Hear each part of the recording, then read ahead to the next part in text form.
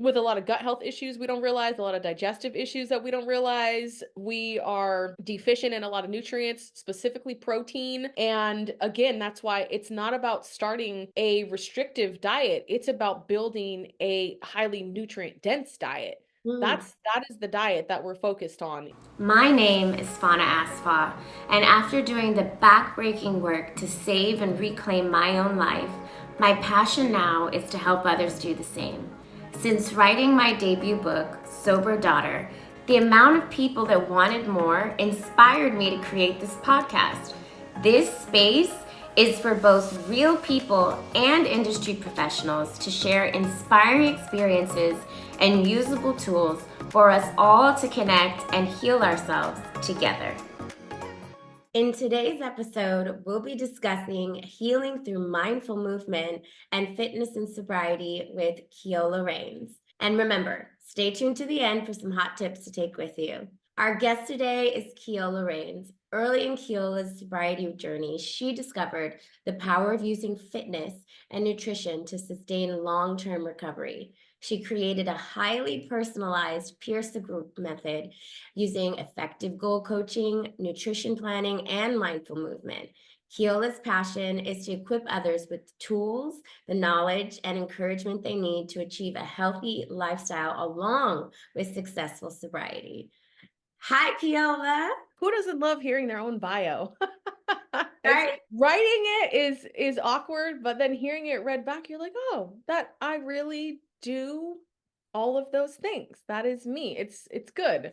Doing well. Thank you so much for having me. I'm excited to be here. I'm so happy for you to be here and your journey and just sharing with us today. I know I follow you and I see every day, first of all, how much you transform and you put in so much work into your own healing and that you give it out to others and help people. And I just think that's such a beautiful thing to see. So I'm glad you're here. Thank you.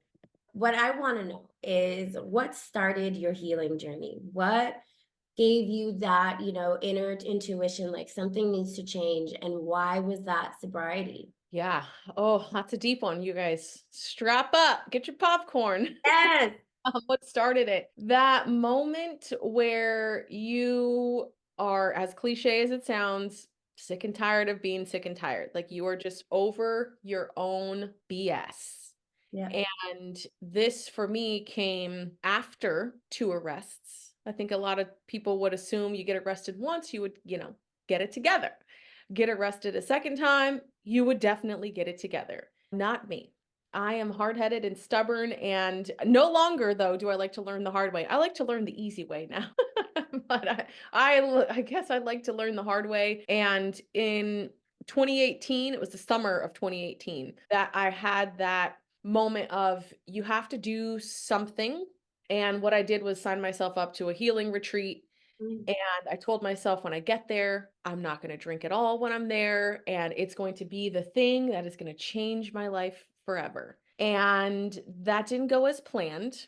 It doesn't work that way necessarily. Like you have to truly be ready. And I wasn't in, for me, the right environment to actually do the healing. But what happened at that retreat is I met a woman who was a catalyst to me starting to include my family in this journey, which was really where all of this stuff started, in that household, dealing with things that happened as a teenager, being a part of a household where my parent was moving through recovery and addiction, being one of 5 kids, living in very low socioeconomic status, and feeling responsible for my younger siblings. All of that is what led me to drinking. I didn't realize this at the time, but meeting that woman at the retreat and having this conversation while under the influence, and she was very gentle with me, but opened up to her. And she said, "Have you ever been to therapy with your parent?"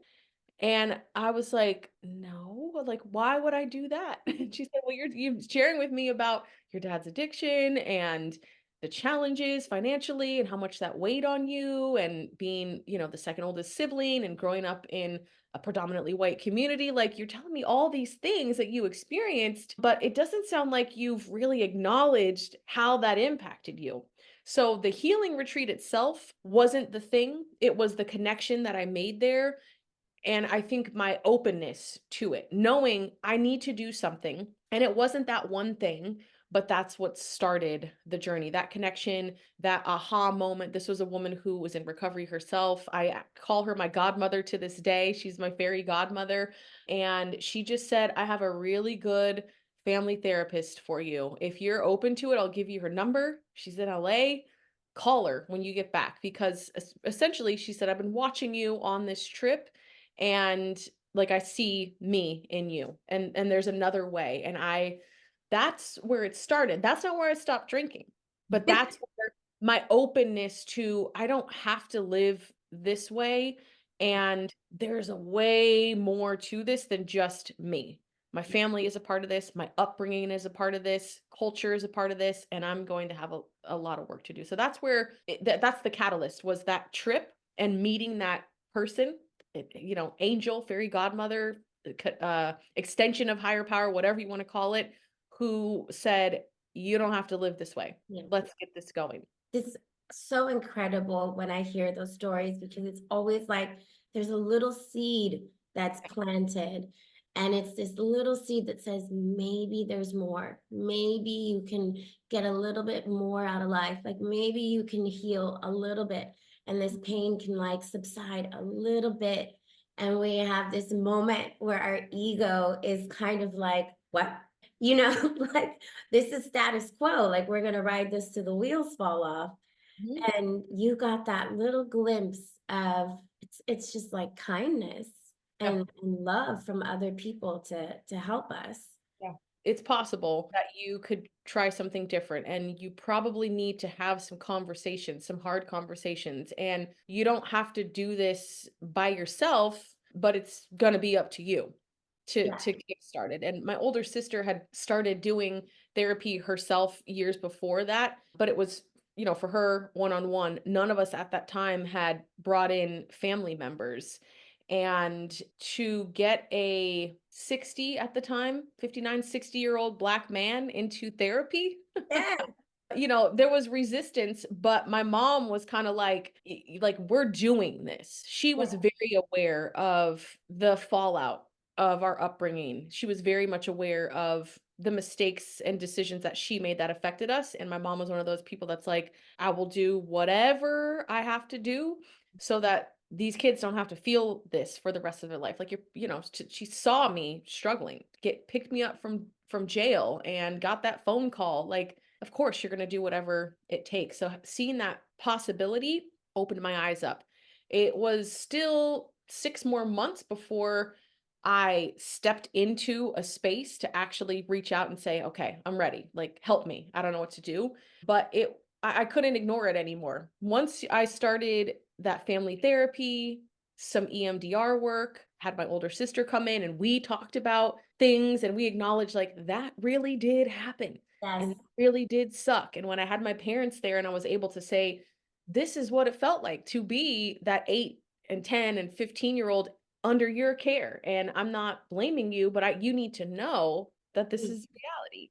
And those conversations, I think once those conversations started and I had that opportunity to sit across from my parents and acknowledge, wow, okay, this is why I feel this way. And this is why that first drink felt so good, Right. 15 years old, because yeah, I was the only one in the room. I was the second oldest sibling.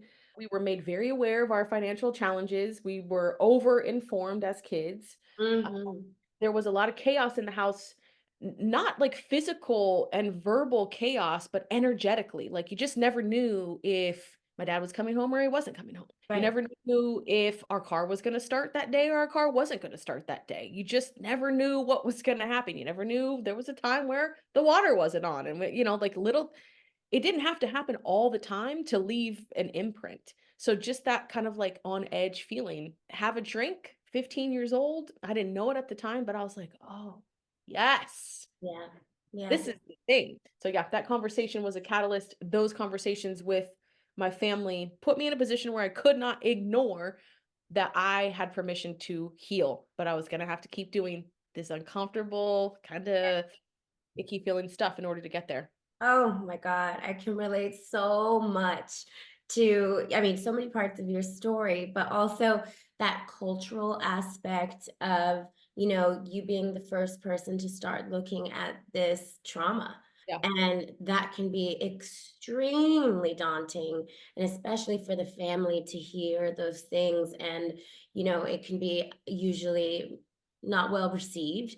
Right. And we have to kind of trudge along anyway, but to hear that your family was able to be a part of that, especially acknowledging that, what we go through whenever there's addiction, whenever there's substance abuse, is a family disease, and it affects the entire family system. And that must have been the most validating. I can only imagine how validating that must have felt. Ah, yeah, it's one of those moments I just have to like blink and I could be right there on that couch across from my parents, I could see the therapist right there and have her telling me, "Tell your dad what it felt like when he was gone for days or what it felt like when."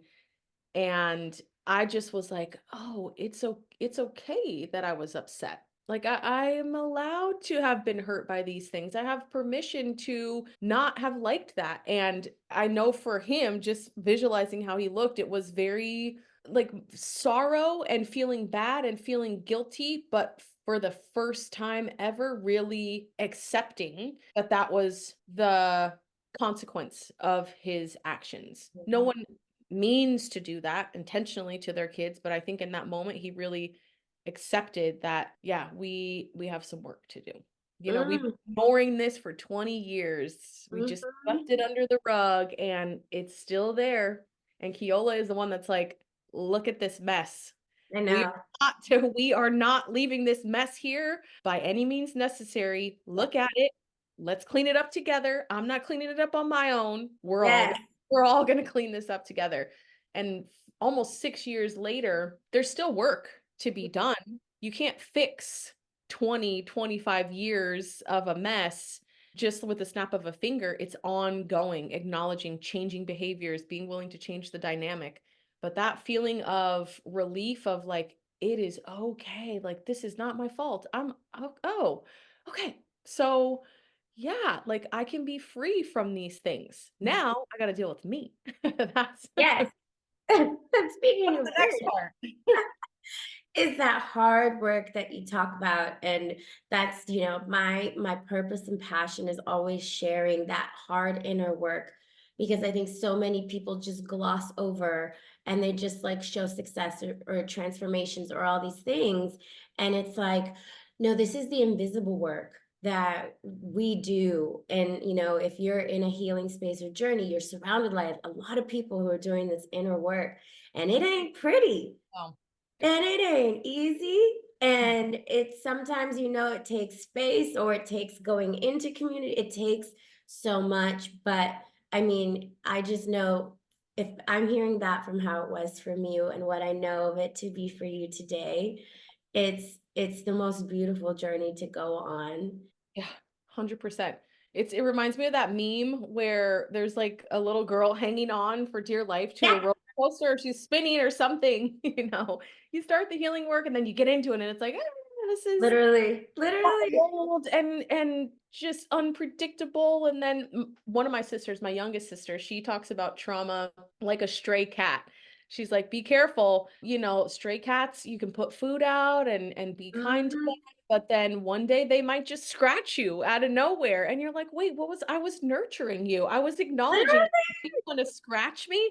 That is trauma. Right when Mhm. you think you've gotten to the depth of it and you're like, "Okay, cool. I acknowledge that." Some other memory pops up, some other thing pops up. Yeah. And that's the thing that we were running from, when we were using substances. That is the anytime those memories or those feelings or the thought, "Oh, let me turn that down. Let me turn that noise down. Let me turn that. I'm not about to even think about that." Nope. Now we think about it, cry about it, get upset about it, take a few days to not talk to anybody, whatever you have to do, because you're processing. And yeah, that's way harder. That's way harder than ignoring it and drinking. But the strength that I have, the confidence that I have, the Yes. self-worth, just like truly knowing that I am a valuable person, I'm a valuable human being, my life matters, all of that is very worth it. I used to be arrogant. It was very ego, very much ego. I'm smart, I got these degrees, I'm pretty, I'm this, I'm better than you. I'm a wordsmith. I will take you down with my words and da da da da da. Like it's me, me, me, me, me.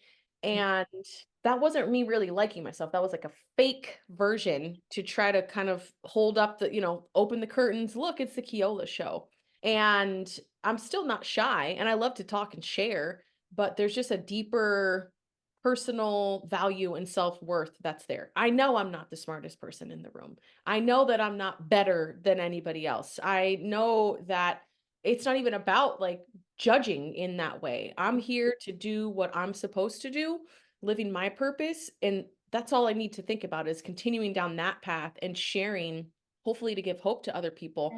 But there's like such a freedom in the way I live and see myself now. And I still have work to do. If my sisters are listening to this, Yeah, yes, I know. hi, princess. I still have work to do. I haven't got it figured out, but every year I just hit 5 years in January, and Congratulations. 5 years, I feel like year 5 is the year of acceptance and the year of humility. That's what I feel like it's coming. The first year I was like, "Woo, I'm sober. Thank goodness I'm out of that mess. First Awesome." year is a roller coaster Yeah, out of just pure yeah, adrenaline, fear, just change. You're just, it's like a little little like baby.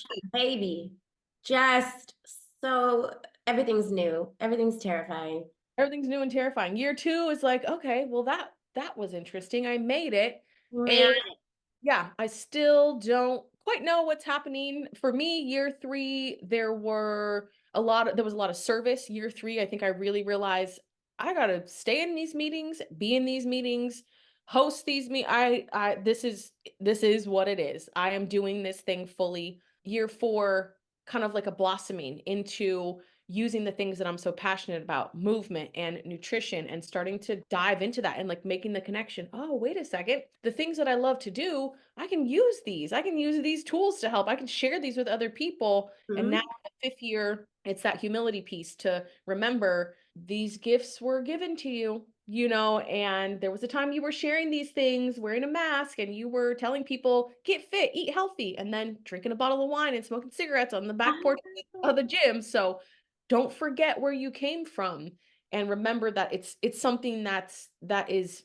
in me. It's not me. It's a gift that I get to share. The humility piece, I would have never had. I didn't have that before. So accepting that this is who I am and what I'm supposed to do, and being humble enough to share it without it being about me. That's the hard part. Yeah. Oh, yeah. Yeah. It's the balancing act of your spiritual contribution with also, ego wants to come and grab everything and make it full self. But, Yeah. I think that's like just a forever journey. Everything new ego wants to attach to and figure it out. But for us, what I want to know is in terms of movement and in terms of fitness, what did you discover that, was different for people in sobriety? Because I know that body image and body is just layered and difficult, period, for all of us. But Yeah. in sobriety, especially new sobriety, they don't know so much that the body is literally shifting and changing and in this metamorphosis, and our chemicals are rebalancing and our body levels and nutrition, and so there's this element of fear, like, is this change going to be permanent, or am I going to get bigger, or am I going to get, and it can be really terrifying. So for your earlier sobriety, and when you talk to people in early sobriety, what do you think movement and health for new, like fitness, really does for us? Because it's like that next frontier. It's like I survived and now, oh my God, okay, my body. I forgot about my body for years. For early sobriety, and people always ask, what does that mean? Like, when is early sobriety over? So, just on that, I will say, think of it like a birth. Think of it like a rebirth. Like you have a newborn baby up into a certain time, and then you have a toddler, and then you have a child, and then you have an adolescent, and then you have a teenager, and then you have an adult. If you're willing to kind of think of it like that, Love it. I love I'm it. 5 years in and I feel like I'm a child in sobriety compared to some of my mentors who have 30, 40 years in the journey. So new, it's up to you to define, but that's an encouragement to think of it like that, like you're growing. I would say that movement is an opportunity for you to learn how to trust yourself again. You Yeah. couldn't trust me. And if you trusted me back then, I'm sorry. I was lying. I was lying. I was scheming. Period. I was manipulating. So I apologize now for any of the things I said or did during those 20 years. So you learn how to trust yourself again, which is the most important person for you to be able to trust. You learn how to be in your body. We were trying to escape our bodies. We were trying to escape our minds and escape our bodies. They're two separate things. We didn't want to feel the feelings, we didn't want to think about the thoughts, and movement gives you an opportunity to get back into that space and learn to trust yourself again. What I will say is, I don't encourage people to embark on a physical transformation journey when you're starting your sobriety journey. That's not what I lead with. If that's what you're doing and you're feeling good about it, you go, high five to you. My coaching and my teaching when it comes to bringing movement and bringing nutrition to folks in recovery is about rebuilding that trust, getting strong, getting flexible, getting onto a routine, keeping your word with yourself. I'm going to get up and take a walk Monday, Wednesday, Friday at 7:30 a.m. Doing that, it's about building that consistency. We need routines. We need a list. We So need a to-do badly. list. We need a checklist. So I badly. like scratch it off. So it's really about the embodiment piece, getting back into your body, learning how to trust yourself, creating that routine. Later down the line, if you feel inclined to embark on a transformation, whether that is gaining muscle or changing your body composition, once you are strong in your sobriety, and for me, that means the drink is the last thing on your mind. What's at the front of your mind is being a good person, keeping your word to yourself, being of service. Those are the things you're focused on. You may have room to change yourself physically, but right now, get consistent, learn how to trust yourself, and start to accept that you are in this body and you're going to be in this body and that this body is safe. Oh, I love it. I love it. I love it. Because it's so new sobriety coded, right? We have no lived experience of doing anything sober. Yeah. So it's building, I love you said it's building that trust.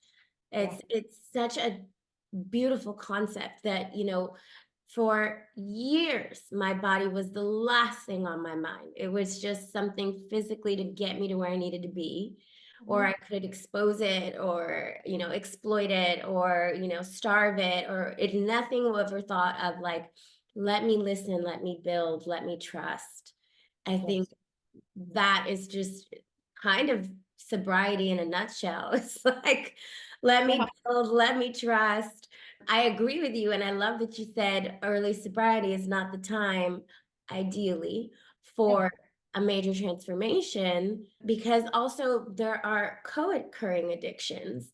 Mhm. And our brain can, get past the drink, but then can latch on if we Yes. don't know how to navigate with tools and skills yet, it can latch on to exercise and it Yeah. can use that to kind of destroy us. It can latch on to exercise, it can latch on to people.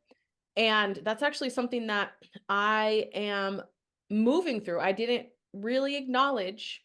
I knew what I was doing, but I just pretended that it wasn't happening. So I was getting out of a toxic relationship when I started in my mind when I started my recovery journey. By the time I had walked into a space to get support, I was living at home and that relationship was over. But I had met someone months before that and was doing that juggling. This feels good. I don't have to really pay attention to how much this hurts because I can just talk to this person when Right. I'm feeling those feelings. Now, fast forward 5 years later, we are still together. We have a child, and that is Yes. working in that way, and we're having to acknowledge, and we have to have a lot of hard conversations. I just read a really great book that just kind of put like a stamp on it of the cycle of pulling in people to avoid your feelings. And so we've had to have hard conversations about the reality that I'm not the same person any Mhm. longer that I was when we met. There was a huge void that was filled for both of us. You know, I filled a void for him of loneliness. He filled a void for me of ignoring my emotions and pain. And I've been growing and changing and evolving. And we have our son, and like all of these things are happening. And I realize I didn't follow the directions and instructions and encouragements of not getting into a relationship.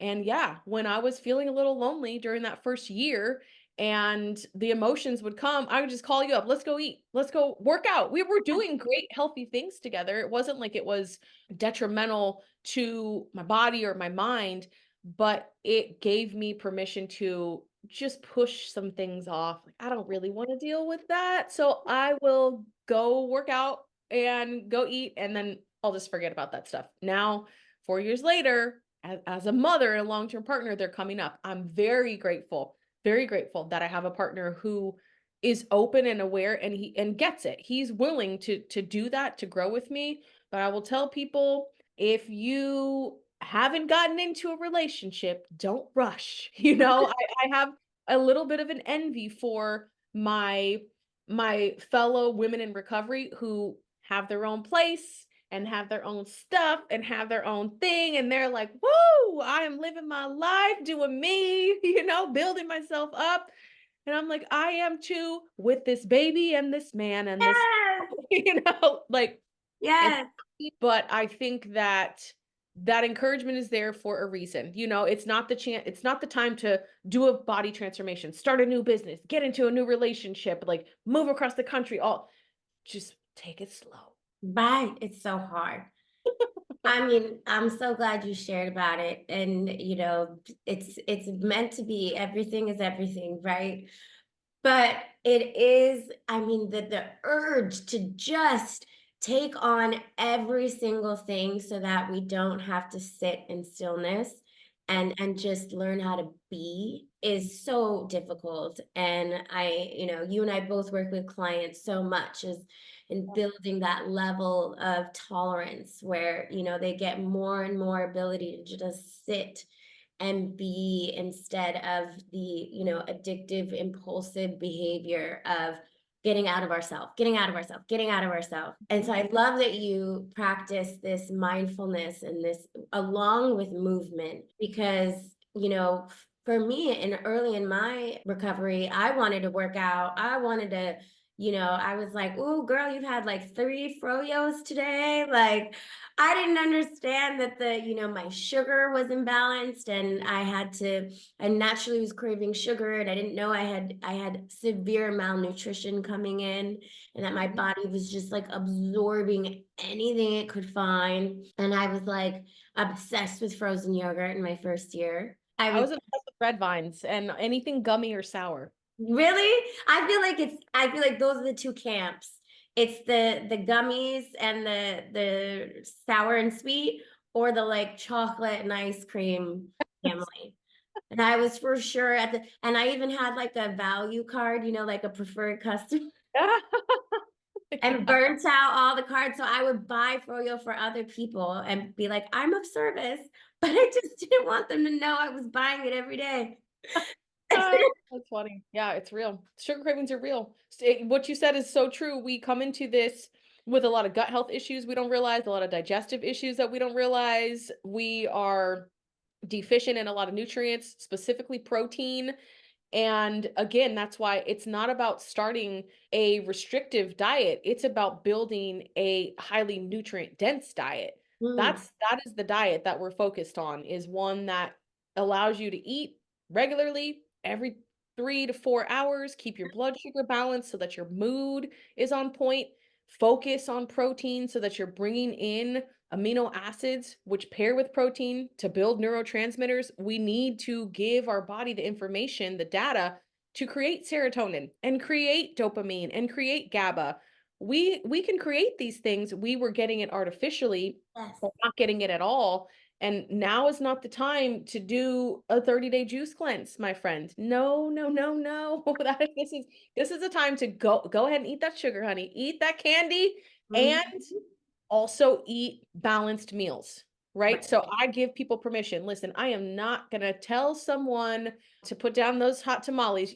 If those hot tamales get you through happy hour, eat the box and have a meal before or after. So Right. just make sure that you are bookending that candy, that frozen yogurt, whatever that thing is with the meal. We can work on weaning you off of that when you start to establish a routine of having breakfast and some snacks and lunch and some more snacks and some dinner. Once we get that routine down, once we get you moving consistently, then we can talk about changing your body. Right now, we're changing your whole life. We're changing your whole schedule. We're changing your routine. You have plenty of time. You're getting your life back. So, this is the time to, if you're working with someone and they're telling you, let's do intermittent fasting and we're going to do a low carb, high protein, high fat, and you're only going to eat between the hours of 2 and 4 o'clock, and you're going to drink five Jesus, juices a no. day.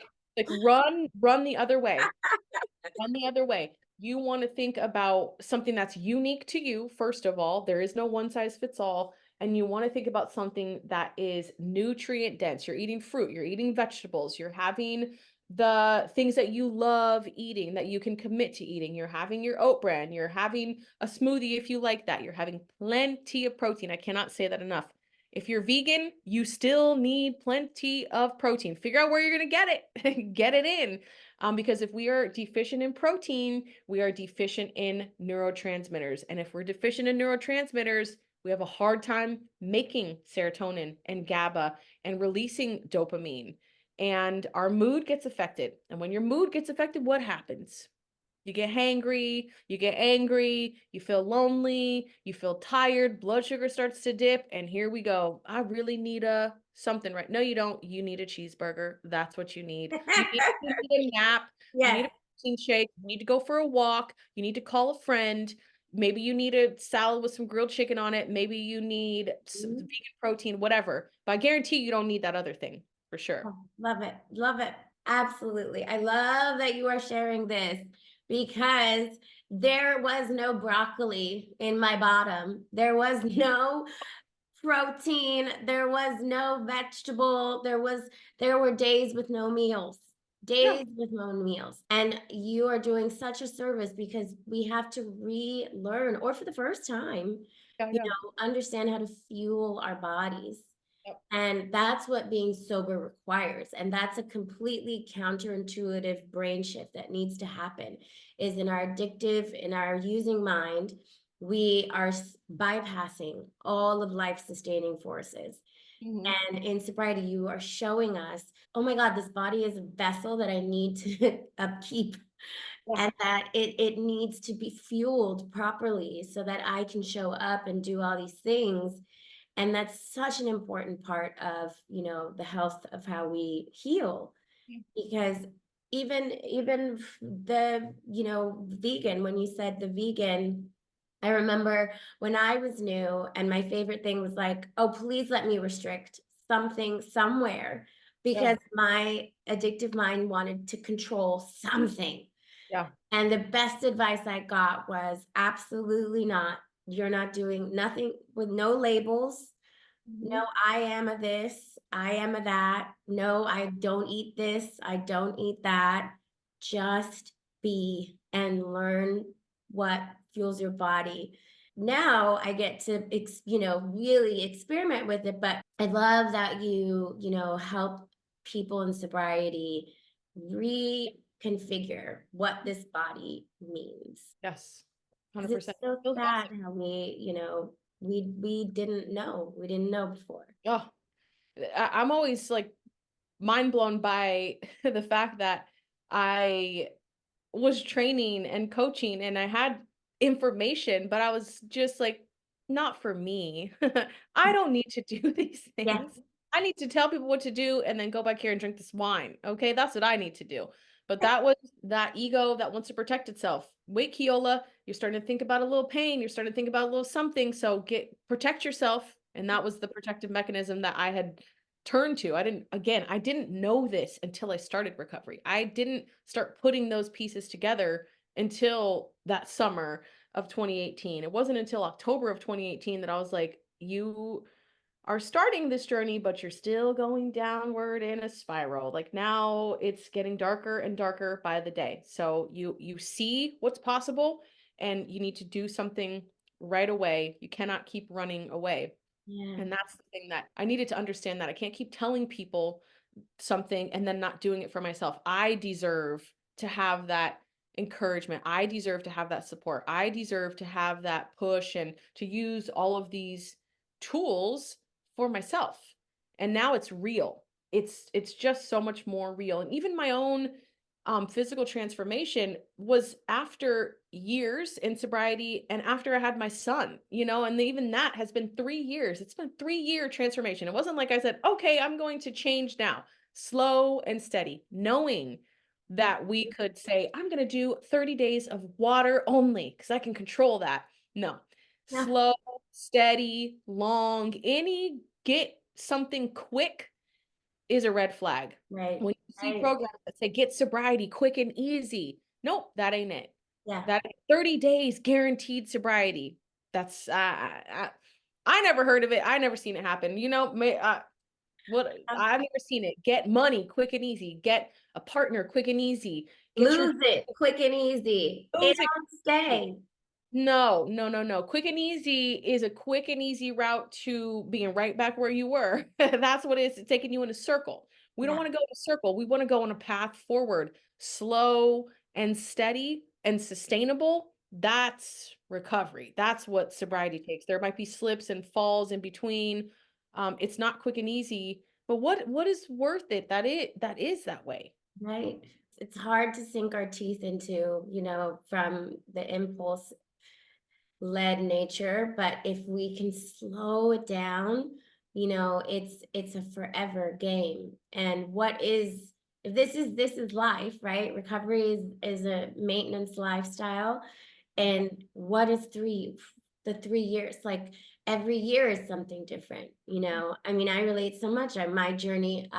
People say that they can see sobriety change people, the way they physically look, the way they actually, like their face, all the features, everything shifts and change.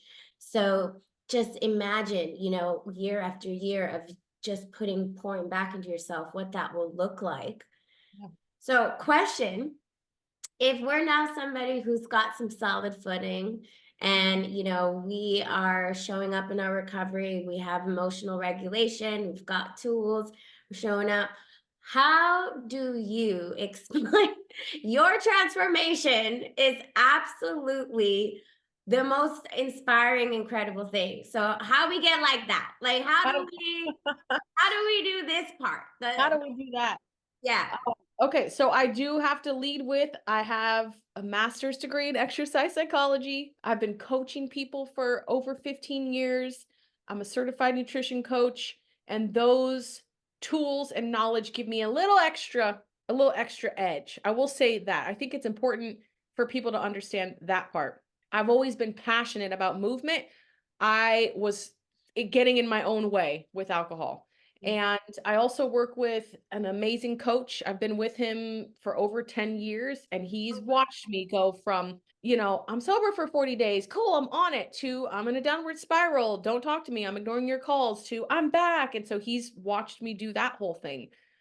Now, after having my son, so during the pandemic, January, found out I was pregnant. World Mm. shut down. I thought I'm going to be the most fit pregnant person ever. I am going to do pull ups while I'm pregnant. And my doctor was like, no, you're not. You actually need to be resting for the first 3 months. Couldn't do much other than walk, no weightlifting, no nothing. Shoot. My mind, my person in recovery mind was like, well, then I will just only eat 1,200 calories a day then, I'm going to control this somehow. Yeah, yeah, I figured it out. I'm gonna get around this. And again, doctor was like, not a good idea. Unless you want to have a malnourished body and child, you need to eat. moved in with Nathaniel. He's like, we're going to start this family. I want to live together. Okay, cool. He loves food. World shut down, stressed out, pregnant. We just lived we ate everything there was. There was that went out the door. I was like, I'm going to do whatever I want. Beautiful thing to do, as you should. Yeah. If you're pregnant, don't listen to what anybody has to say. Do you?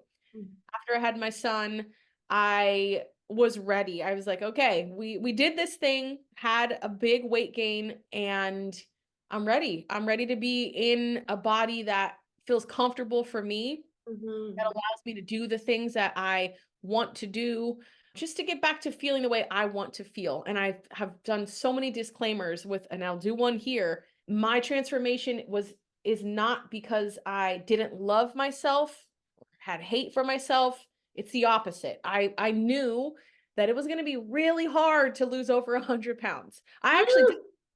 I just was like, I'm probably gonna, drop 40, maybe 50, like that would be a lot, and I'll be cool with that. I had embraced, this is probably my natural size, somewhere a little heavier than what I was used to. Fine, cool. I really didn't think I was ever gonna get to where I am now, but the tools and the belief in myself, and attribute so much to recovery because I trust myself, I believe in myself, I have a lot of support around me, and once I started going, I found that that was a great natural, healthy coping mechanism. When I get in the gym, like, can't nobody tell me nothing. I am in there. I'm throwing weights around. Like, we are in it. Again, my coach is very hard-headed and tough, but follows that up with a lot of encouragement as well. So Mhm. I'm in the gym with him 3 days a week. I'm very committed to a slow and steady nutrition program that's not extremely restrictive by any means. I'm nourishing myself. I know how to also cycle back and forth through times where I am having more to give myself plenty to work with because we're lifting really heavy. And I know if I'm not moving as much, I can dial back a little bit, but it's all custom to me and my needs and how much I'm moving. So strength training 3 days a week, walking, if not every day, almost every day for 30 minutes to an hour. I walk places and I live in LA. Like, we don't public Yeah. transportation here is not so great, Now but walk. everything is close, so when I need to take something to the post office, I walk there. I know LA people, oh, what a shock. Hey! Yeah, I walk. I walk my butt to the post office. Sometimes I walk to the grocery store if I'm just grabbing like a couple things. That like just walk more, like we have Yeah. everything we need. And then it's been slow and steady. So 6 weeks after having my son, when I was released, that's all I was doing was walking. I was not doing, I remember I tried to do a push up and I was like, nope, I tried to do some things and my body was like, mm-mm, girl, Oh, just not no, yet. go for that little walk and let that be the thing. So lots of walking, lots of implementing things that I had already learned from my coach from years prior, things that I would use for training people, really started being more mindful and committed to the nutrition piece. We went from Mm. just all out like restaurants all day, every day, because we were telling ourselves we got to support the restaurants during the So did pandemic. I. We gotta support the restaurants, Yeah. and so turn that back into a lot more cooking at home, planning for when we were eating out, and there's a lot of planning. I will also say I have to check in with myself. Mm. Being that person in recovery, I have to check in with myself. Okay, Kiola, are you obsessing about this? Are you getting Yeah. to the point where you are so meticulous that you're not giving any room? And just full transparency, that's something that if I'm going to stay in this career path, which I am, I have to be very open about that Yeah. because, like you said, in the beginning, we could easily fall into something. Oh, I could control this. Great. Now, for me, there is some meal prepping and weighing and measuring of things not to restrict. That's the most important thing I have to tell people.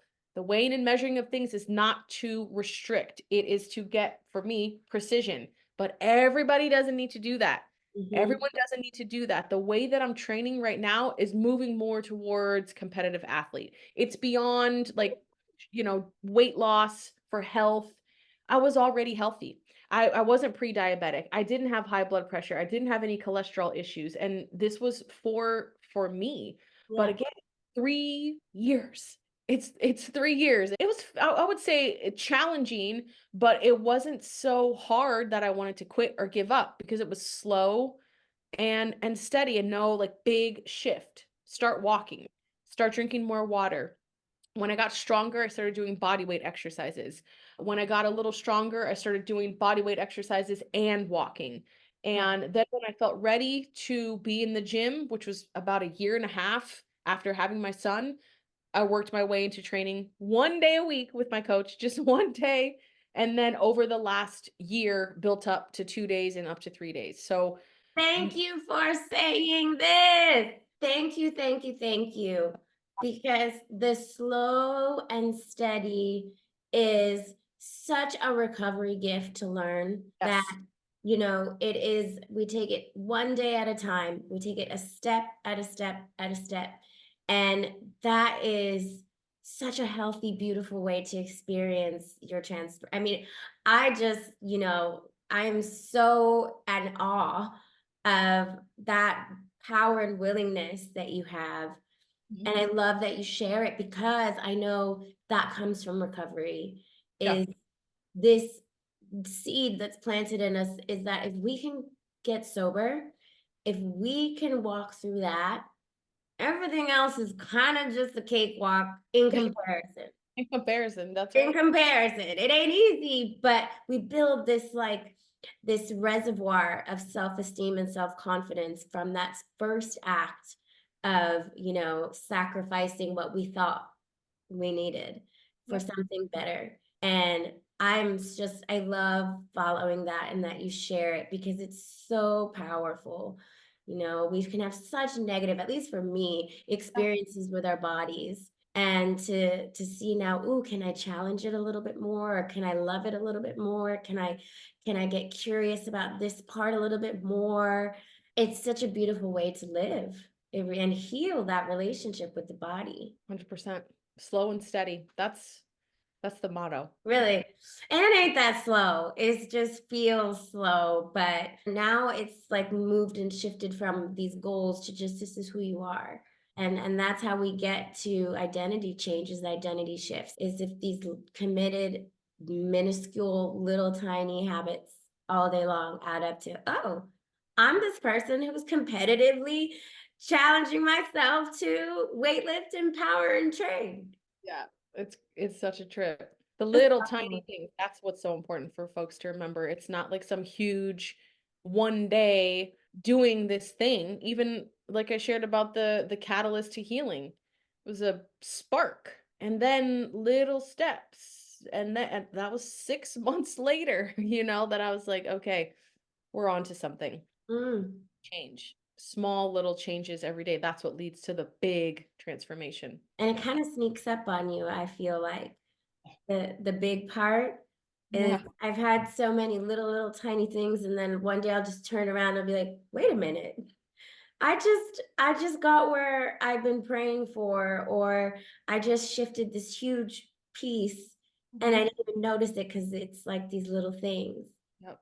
So what is I want to end with something for people. What are your favorite health tools, physical body health tools Yeah. that you love to give people either new or they're getting to that next level that they can take with them and try and practice? I think the thing that people sleep on is walking. No matter Mhm. how fit or healthy you are, and I'm talking about my coach who is 63 years old. He's the most fit 60 something year old you will ever see. I'm talking about six pack, like low body fat, veins, muscles. Oh, He walks 5 miles a day every day. wow. 5 miles, and that's that walking to the post office, walking to the bank real quick, walking to grab lunch, just little things like that, because our bodies are designed to move. Mm, No matter where you are, if you're able to, get your shoes on and walk. And if the weather doesn't allow it, walk around your house, walk on the treadmill, take yourself to the gym. But that's one thing it can be so meditative as well. mhm, I definitely encourage folks to get out there and walk without headphones in. That, like, not every walk do you have to be listening to music. Sometimes you can be walking and just listen to what's around you. But there's just like freedom in that, noticing the space around you, doing the grounding exercise, 5 things you see, 4 things you hear, like taking yourself through that, noticing the thoughts and then noticing who's hearing the thoughts, like giving yourself permission to do that. Not all meditation has to be sitting down Mm. and sitting still. There is an opportunity to hear your thoughts and notice your thoughts while you're walking. I think that's the number one thing. People did not want to hear that. They did not want to hear that. "What did you do, Kiola, the first 40 pounds?" "Walk." And they're like, "No, but what else? What else?" "Walk." Yeah. Walked in the No, morning not and that, not that. yeah, tell me what's the other thing, like the real quick thing or the really hard thing. Like I'm literally telling you to just put one foot in front of the other and you want me to tell you that I did a juice cleanse for 30 days. But I'm sorry. I started moving the basic way that we know how to.